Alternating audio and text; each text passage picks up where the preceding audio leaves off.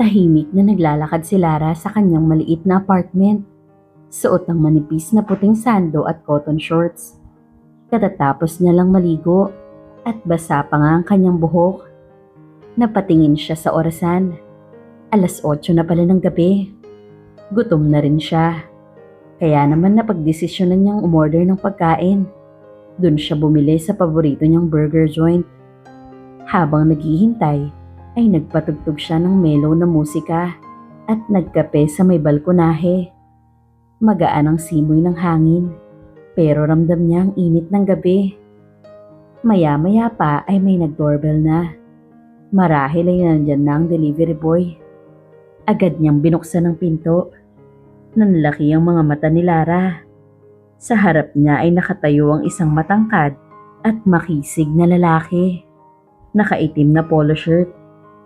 Tila hindi pangkaraniwang delivery boy. Malinis ang itsura, matipuno ang katawan, at may malamlam na mga mata. Nagkatitigan sila ng ilang segundo. "Good evening, ma'am. Burger delivery po." Bati ng lalaki. May bahagya itong ngiti sa labi. Oo. Salamat." Sagot ni Lara. Medyo nagkakandara pa sa paghugot ng pera. Nanginginig ang kanyang kamay habang iniaabot ang bayad. Nang magkalapit ang kanilang mga daliri, nagdikit ang balat nila. Sandaling nagtagpo ang kanilang mga mata at parehas silang napatigil. Napansin ni Lara ang banayad na pagkalas ng lalaki, pero ramdam pa rin niya ang init ng palad nito. "Miss, mukhang wala po akong mapapanukli sa'yo. Pwede po bang utang muna?" Wika ng lalaki na medyo nagbibiro. Ngumiti naman siya. Hindi na napigilan ni Lara ang mapatawa. "Pwede naman kuya. Sa next delivery, bayaran mo na lang ako." Nagkatitigan silang muli. Tumalikod na ang lalaki, pero parang may nag-uudyok kay Lara. "Kuya, teka lang." Tawag niya. Gusto mo bang uminom muna ng tubig? Mukhang pagod ka na eh." Alok ni Lara. Saglit na nag-isip ang lalaki. "Salamat, ma'am. Sige po, pabor nga sa akin yan." Pinapasok niya ito sa kanyang apartment. Pinanood niya habang tinatanggal ng lalaki ang kanyang sombrero. Lumantad ang makapal nitong buhok. Kumuha na nga siya ng tubig sa ref habang hindi pa rin inaalis ang tingin sa lalaki. Minamasdan niya ang paggalaw ng mga braso nito at talaga namang lumilitaw ang matitigas nitong muscle. Napansin naman ito ng lalaki. "Napapatingin kaya ta, ma'am?" Tanong nito sabay kindat. Hindi nakasagot si Lara. Namula siya at umiwas ng tingin. Pero bago siya makalayo, lumapit ang lalaki. "Hindi ko alam kung burger ba talaga ang in-order mo. O baka naman ako." Bulong nito. Ramdam ni Lara ang banayad na init ng hininga nito sa kanyang pisngi. Napapigit siya sa tensyon na namamagitan sa kanila. Halos magdikit na ang kanilang mga labi. Dahan-dahang humawak ang lalaki sa bewang niya. Puno ng pag-iingat. Parang nagbibigay ng pagkakataon kay Lara na lumayo kung ayaw niya. Pero sa halip na umatras, marahan niyang hinaplos ang braso ng lalaki. At unti-unting naglapat ang kanilang mga labi. Mainit at puno ng pagnanasa. Lumalim ang halik, sabay sa pagyakap ng lalaki sa kanyang bewang. Para bang saglit na nawala ang mundo sa kanilang paligid. Nagpatuloy ang kanilang halikan. Marahan sa simula, ngunit unti-unting nagiging mas mapusok. Ramdam ni Lara ang init ng mga palad nito na marahang dumudulas sa kanyang bewang. Panayad ngunit puno ng pagnanasa. Napakapit siya sa batok nito. Hinihila niya papalapit ang lalaki. Para bang natatakot siya na baka bigla itong maglaho. Sandaling naghiwalay ang kanilang mga labi. Ngunit magkalapit pa rin ang kanilang mga muka. Pareho silang naghahabol ng hininga. Nagtitigan at parang nag-uusap ang kanilang mga mata. Sigurado ka ba sa gusto mong mangyari? Bulong ng lalaki. Animoy nagpipigil sa sarili. Hindi sumagot ang dalaga. Sa halip ay marahan niyang ginabayan ang kamay ng lalaki pabalik sa kanyang bewang. Tumango siya at nagbigay ng matamis na ngiti. Sapat na para mawala ang alinlangan ng lalaki. Hinila siya nito papunta sa isang sofa. Naupo naman siya sa kandungan nito. Ramdam niyang tibok ng puso ng binata. Naglaro ang mga daliri nito sa kanyang likuran. Bahagyang humahaplos sa basa niyang buhok. Sabay hagod sa kanyang batok na nagdadala ng banayad na kilabot sa kanyang balat.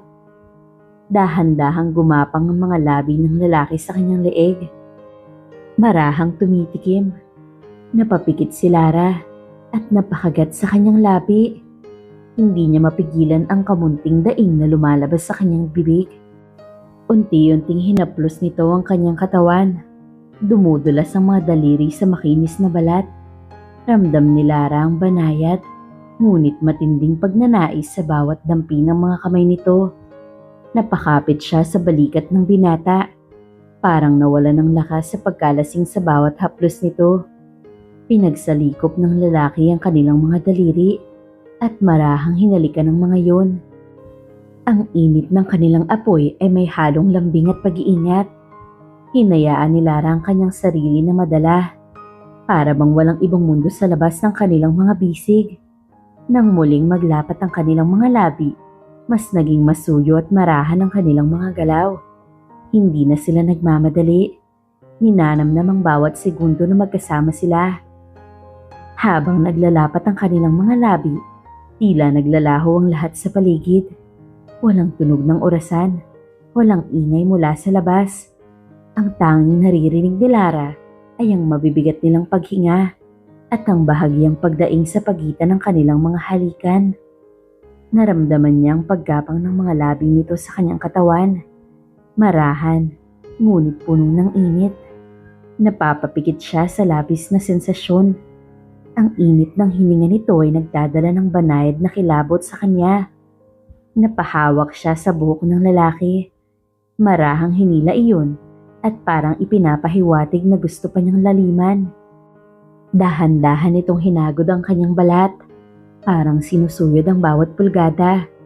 Hindi nagmamadali. Para bang sinusulit ang bawat sandali. Hinawakan nito ang kanyang muka. Itinaas ng bahagya upang muling magkatagpo ang kanilang mga mata. Sa malalim nitong titig, naglaro ang isang mapanuksong ngiti. Gusto kitang pagmasdan lagi.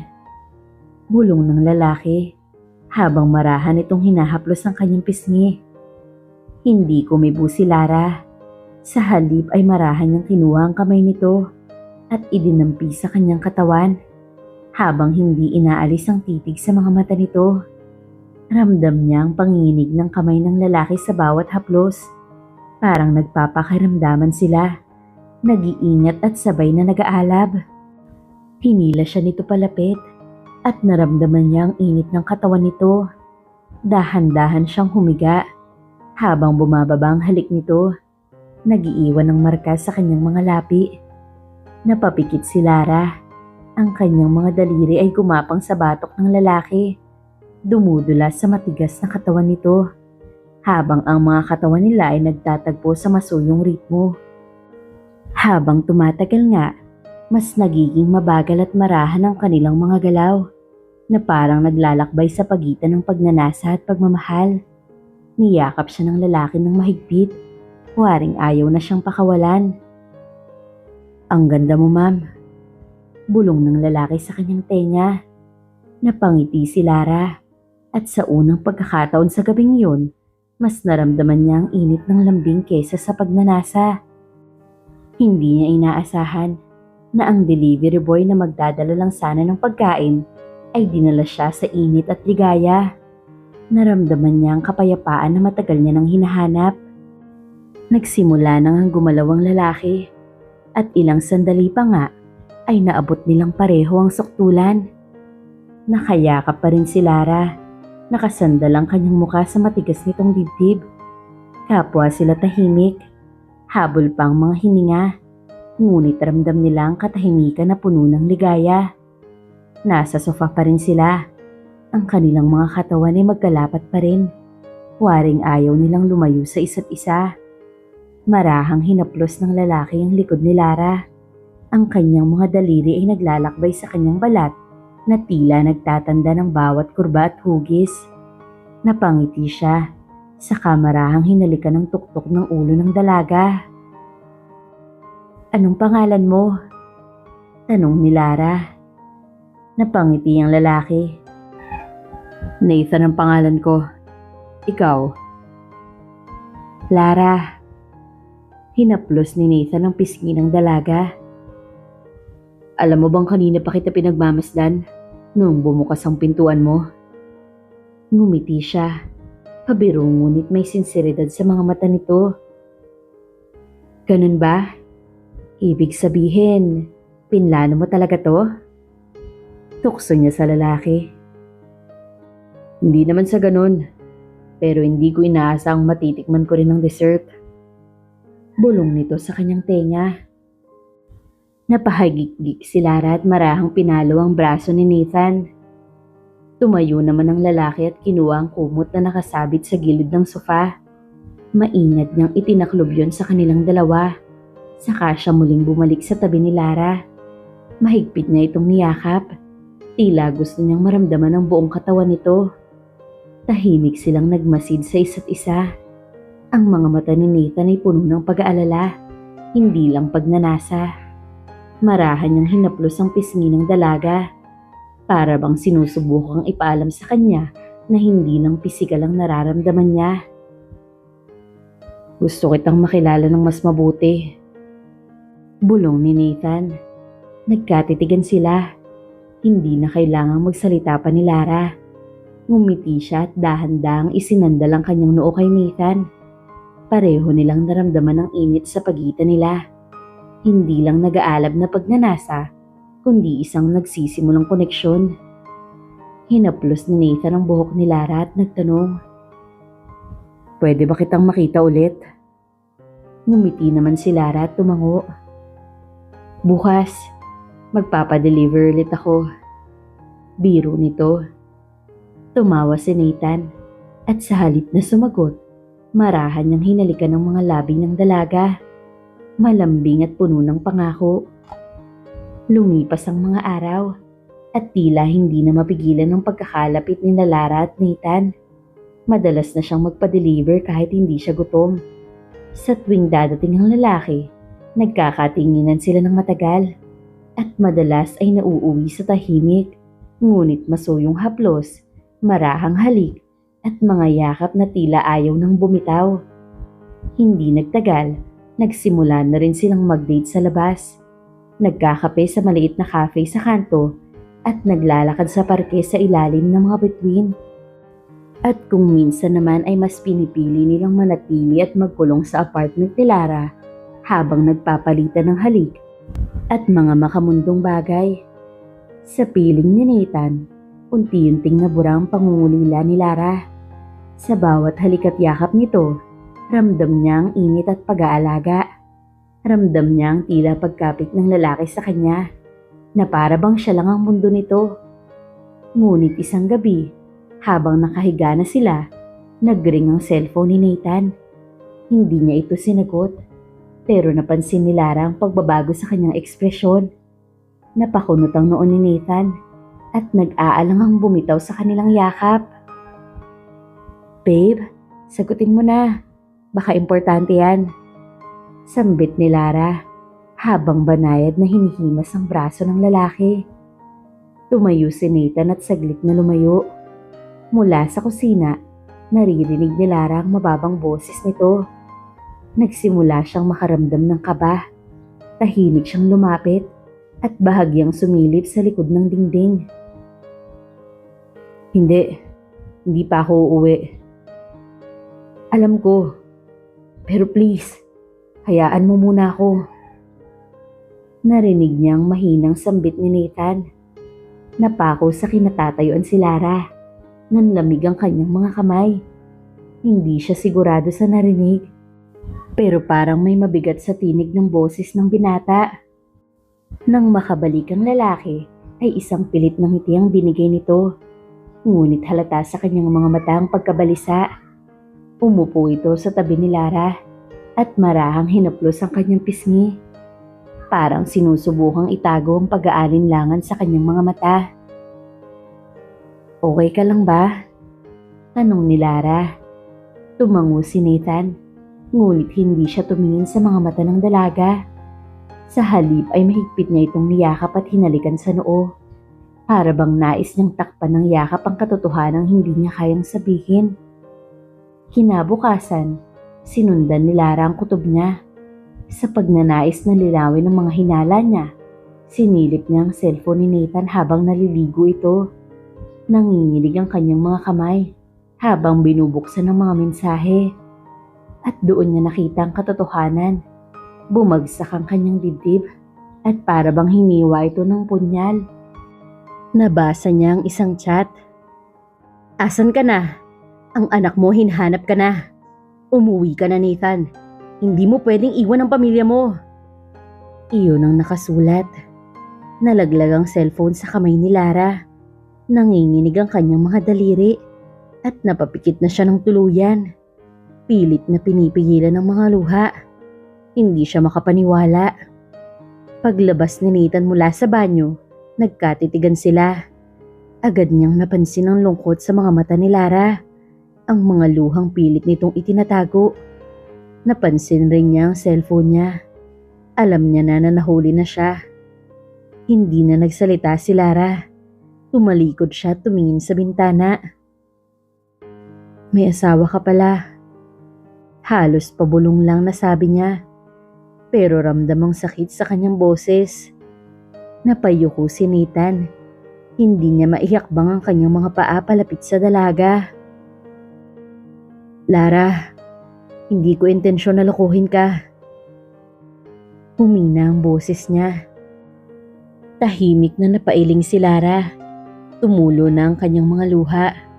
Ang mga yakap at halik ni Nathan. Ang mga titig na dati ay nagdadala sa kanya ng init. Ngayon ay tila naging kasinungalingan. Alam ba ng asawa mo? Tanong niya nang hindi ito nililingon. Hindi sumagot si Nathan. Sa halip ay tinangka niyang hawakan ng kamay ni Lara. Pero iniwas ito ng dalaga. Umalis ka na, Nathan. Mariing wika ng dalaga. Pilit pinipigilan ng pagluha. Nanatiling tahimik si Nathan. Alam niyang wala na siyang maisasagot. Dahan-dahan siyang lumakad palabas ng apartment. Iniwan niya si Lara na nag-iisa. Lumipas ang mga araw at nanatiling tahimik ang apartment ni Lara. Hindi rin niya sinasagot ang mga tawag at mensahe ni Nathan. Nagtatago siya sa likod ng mga kurtina sa tuwing dumadaan ang motor nito. Napuno ng lungkot at pagkalito ang kanyang puso. Hindi niya alam kung paano tatapusin ang pag-ibig na bigla na lang nasira ng isang lihim. Ngunit isang gabi, may biglang kumatok sa kanyang pinto. Dahan-dahan siyang lumapit at nang silipin niya ay nakita niya si Nathan. Basang-basa ito sa ulan. Nakatayo sa harapan ng kanyang pinto at mukhang hindi pa rin umaalis kahit pa matagal na itong nasa labas. Sa totoo lang ay ayaw niya itong pagbuksan. Gusto niyang iwasan ng lalaki, pero hindi niya kayang baliwalain ang bigat sa mga mata nito. Lara, pwede ba kitang makausap? Bulong ni Nathan. Halos hindi makatingin sa kanya. Basa ang buong katawan nito. Tahimik na tumango si Lara at pinapasok siya. Inabutan niya ito ng tuwalya at nagpunta sa kusina para kumuha ng maiinom. Pagbalik niya ay nakayuko si Nathan. Hawak ang kanyang noo at tila nahihirapan sa bigat ng kanyang iniisip. Bakit ka nandito? Malamig na tanong ni Lara. Saglit na nagtagpo ang kanilang mga mata. Seryoso si Nathan. Halatang matagal nang pinag-isipan ang mga salitang sasabihin niya. Lara, may asawa ko. Pero hindi lang yun. Matagal na kaming naghiwalay. Hindi ko na siya mahal. Hindi na siyang babaeng pinakasalan ko noon. Napakunot ang noon ng dalaga. Pero nagsasama pa rin kayo, Nathan. Tumango si Nathan at marahang hinawakan ng kanyang kamay. Dahil sa anak namin, hindi ko kayang iwan siya. Hindi ko kayang maging malayo sa anak ko, Lara. Hindi ko matitiis na hindi ko siya makitang lumalaki. Paliwanag nito. Napabuntong hininga si Lara. Pilit niyang nilalabanan ng pangunawa na nagsisimulang umusbong sa kanyang puso. Hindi pa siya handang makinig, pero nararamdaman niyang kirot sa boses ng lalaki. Iniwan ko siya noon dahil siya ang unang nagloko. Nahuli ko siyang may kasamang iba. Oo, naghiwalay kami, pero bumalik ako. Hindi dahil sa kanya, kundi para sa anak ko.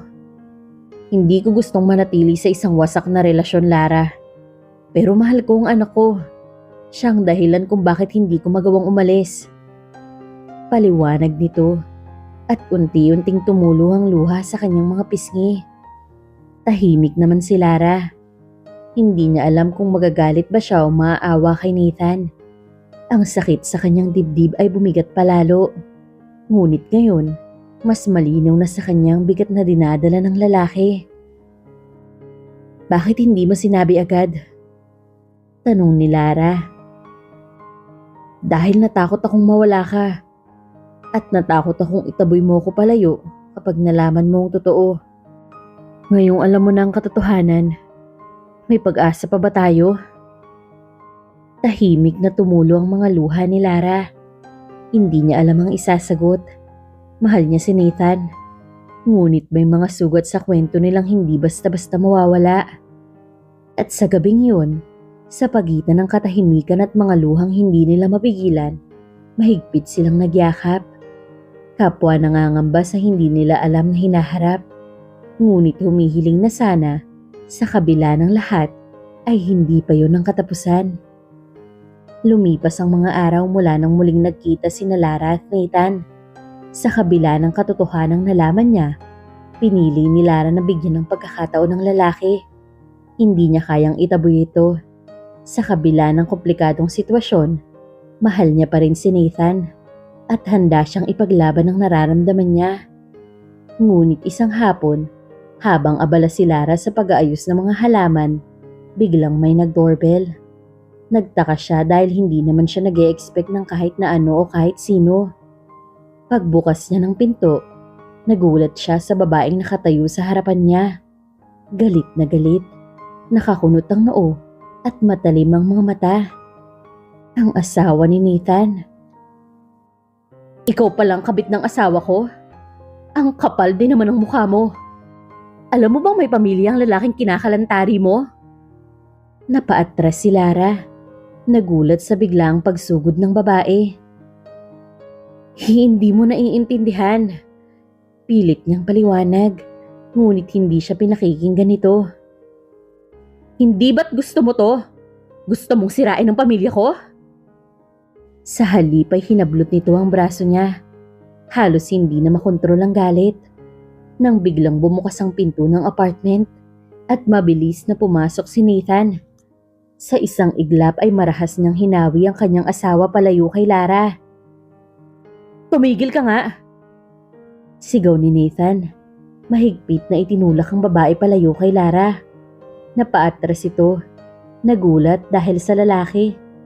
Sa mga mata ni Nathan, naroon ang galit. Walang bahid ng pagmamahal para sa babaeng minsang naging asawa niya. Wala kang karapatan na saktan siya! Madiin na sigaw pa nito. Agad niyang niyakap si Lara. Iniwan mo ang pamilya mo para sa babaeng to? Dahil sa kabit mo? Halos hindi makapaniwalang sambit ng asawa ni Nathan. Nanginginig ang mga kamay nito sa galit. Ngunit hindi nagpatinag si Nathan. Hindi kita iniwan para kay Lara. Iniwan kita dahil sa mga kasinungalingan mo. Nanlaki ang mga mata ng babae. Anong sinasabi mo? Napabuntong hininga si Nathan. Kitang-kita sa kanyang mga matang matinding puot at panlalamig. Alam ko na ang totoo. Hindi ko anak ang batang sinasabi mo. Namilog ang mga mata ng babae. Napaurong siya. Halatang natamaan ang katotohanang hindi niya inaasahan. Matagal ko nang pinagdududahan, pero nagbulag-bulagan ako. Dahil sa anak ko. Dahil ayokong mawala siya. Pero ngayon, napatunayan ko na hindi ko siya anak. Halos hindi makapagsalita ang babae. Nanginig ang kanyang mga labi, pero wala siyang masabi. Hindi na nga ito nakapagsalita. Napayuko na lang ito at humikbi ng mariin. At sa isang iglap ay naglakad papalayo. Iniwan silang dalawa. Tahimik na pumatak ang mga luha ni Lara, habang hawak pa rin siya ni Nathan. Nanginginig ang kanyang mga kamay sa takot at gulat. Ngunit ramdam niyang mahigpit na pagkapit sa kanya ni Nathan. Protektado siya. Parang ayaw na siya nitong pakawalan. Hindi ka na masasaktan ng kahit sino man. Hindi ko hahayaan na may manakit sa'yo, Lara. Sambit ni Nathan habang hinahaplos ang kanyang buhok. Matapos ang insidente sa apartment ni Lara, hindi na muling nagpakita ang asawa ni Nathan. Tahimik itong naglaho sa kanilang buhay. Dala ang lihim na matagal niya nang itinatago. Lumipas ang mga buwan. Unti-unting naghilom ang mga sugat ni Nathan. Natapos na rin ang proseso ng annulment nila. At sa wakas ay ganap na siyang malaya. Sa mga panahong yun, hindi siya iniwan ni Lara. Naging kanlungan niya ito sa mga panahong nakalugmok siya. Naging matibay ang pagmamahala nila. Hindi na sila nagtatago. Lumalabas na sila ng walang pangamba. Magkahawak kami sa mga parke at nagtatawanan sa mga kalsada. Malaya na silang ipakita sa mundo ang kanilang pag-iibigan. After a year, ikinasal sina Lara at Nathan sa isang simpleng seremony. Napapalibutan sila ng mga kaibigan, mga mahal sa buhay, at mga ngiti ng kaligayahan. Sa araw ng kanilang kasal, habang naglalakad si Lara sa gitna ng simbahan, nagkatitigan sila ni Nathan. Sa kanyang mga mata, nakita niya ang lalaking minsang dumating sa kanyang pintuan bilang isang delivery boy. Pero ngayon, siya na ang lalaking maghahatid sa kanya sa habang buhay.